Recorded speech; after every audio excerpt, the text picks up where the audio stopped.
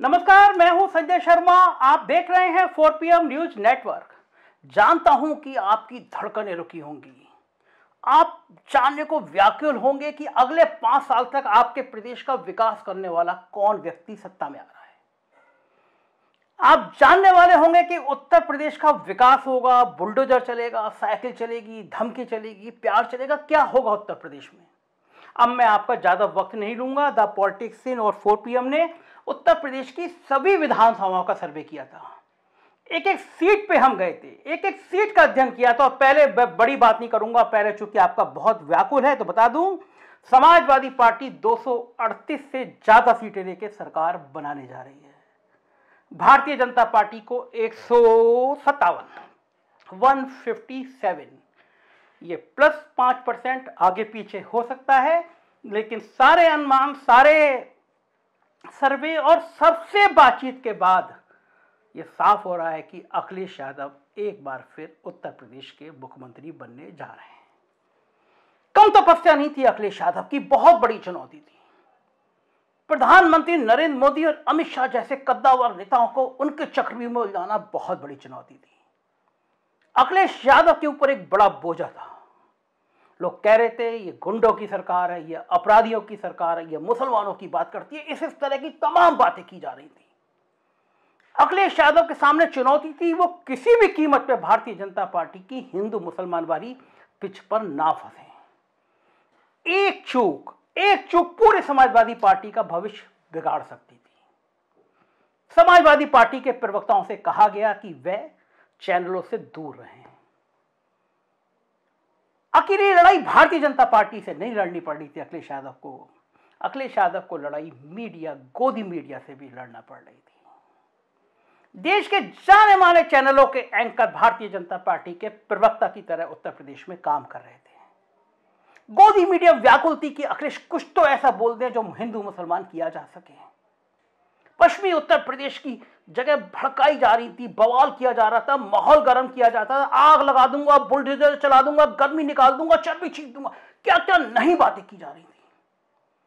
अखिलेश यादव की रणनीति थी कि किसी बात का जवाब नहीं देना है। बात करना है पुरानी पेंशन का, बात करना है बेरोजगारी का, बात करना है किसान का, और बात करनी है आवारा पशुओं की।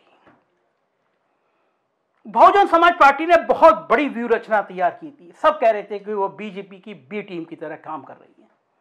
भरपूर मुसलमानों को टिकट दिए गए थे। कहा गया था कि अखिलेश यादव मुसलमानों की उपेक्षा कर रहे हैं। बड़ी चुनौती थी अखिलेश यादव की। इस बार जितना मैंने जोश खरोश मुस्लिमों का अखिलेश यादव की तरफ देखा, उतना मैंने कभी नहीं देखा। मैंने मुलायम सिंह के तमाम चुनाव देखे हैं, मैंने मायावती के तमाम चुनाव देखे हैं। मुसलमानों का एक मुश्त वोट इतना जाते हुए नजर नहीं आया, वो भी तब जब अखिलेश यादव फ्रंट पर मुस्लिमों की पक्ष में बात करते हुए कभी भी नजर नहीं आ रहे थे। यहां तक कि पश्चिमी उत्तर प्रदेश का मुसलमानों का कद्दावर नेता इमरान मसूद आया अखिलेश यादव से बात करने के लिए, पार्टी ज्वाइन करने के लिए, टिकट लेने के लिए, और पीछे पीछे अभियान शुरू हो गया। ये वही इमरान मसूद है जिन्होंने मोदी जी के लिए आपत्तिजनक बातें की थी। अखिलेश यादव ने दूरी बनाई, समझाया कि तुम्हें टिकट देने का मतलब पश्चिमी उत्तर प्रदेश में फिर से माहौल खराब करने की कोशिश करेंगे ये लोग। मुस्लिमों को भी समझ में आ गई, इमरान मसूद को भी समझ में आ गया, मुस्लिमों को भी समझ में आ गया अगर उनकी टोपी, उनकी दाढ़ी एक जगह दिखी तो ध्रुवीकरण करने के लिए कई लोग बेताब बैठे हुए हैं। कहीं बुर्के वाली महिलाएं नजर नहीं आई। मैं वोटिंग वाले दिन अयोध्या के बूथ पे था। अयोध्या मेरे लिए बड़ा रिसर्च का वर्क था कि जिस अयोध्या को लेकर पूरा मॉडल तैयार किया है बीजेपी ने, वो अयोध्या क्या कहती है।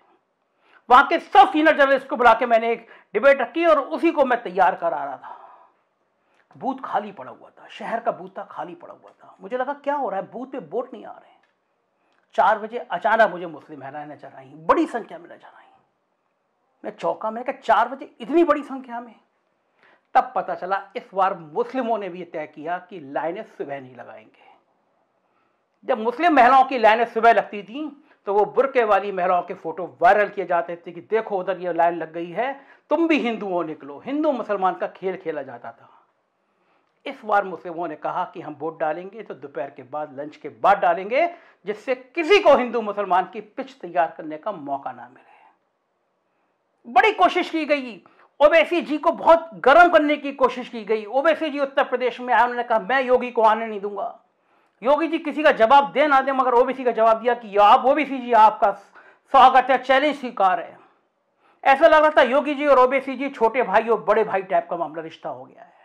उनको पता था कि ओवैसी और मायावती पूरा सहयोग करेंगे, पूरी मदद करेंगे, लेकिन मुस्लिम मतों का विभाजन नहीं हुआ। एक विभाजन और नहीं हुआ, और वो विभाजन था पिछड़ी जातियों का। बीजेपी को जितनी पिछड़ी जाति गई, उससे लगभग 2 गुनी समाजवादी पार्टी के पक्ष में जाती हुई दिखाई दी। तीसरा बड़ा कारण बना कि इस बार बीजेपी के कार्यकर्ताओं में उत्साह नहीं था। शहर के वो बूथ जो सिर्फ बीजेपी के माने जाते थे, वहां पे वोट डालने वालों की संख्या कम थी। कारण था, लोगों को लग रहा था कि अगर योगी आदित्यनाथ फिर मुख्यमंत्री बनेंगे, जैसे अमित शाह ने कहा, तो उनके बचे कुचे काम नहीं होंगे। योगी आदित्यनाथ की बड़ी कमी रही कि वो अपने नौकरशाहों, चापलूस नौकरशाहों पे, चापलूस आईएएस के ऊपर डिपेंड हो गए, और ये आईएएस किसी के नहीं होते। अगर योगी आदित्यनाथ की विदाई होगी तो वो थैंक यू कहेंगे नवनीत सहगल को, थैंक यू कहेंगे अवनीश अवस्थी को, थैंक यू कहेंगे एसपी गोयल को, और थैंक यू कहेंगे इस तरह तमाम अफसरों को जिन्होंने उनकी लुटिया डुबो दी।